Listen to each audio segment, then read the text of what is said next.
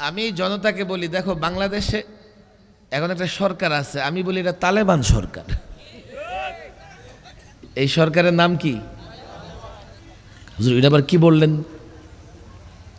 আমরা তো জানি আফগানিস্তান চালায় তালেবান সরকার।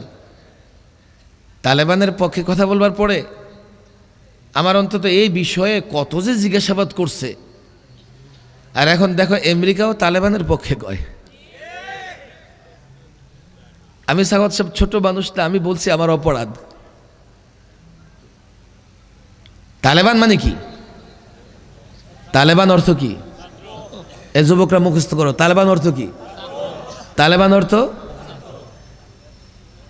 আফগানিস্তানে একটা যুদ্ধ বিধ্বস্ত রাষ্ট্রকে উদ্ধার করে একটা স্থিতিশীল রাষ্ট্র, শান্তির রাষ্ট্র প্রতিষ্ঠা করেছে তালেবানরা, ছাত্ররা।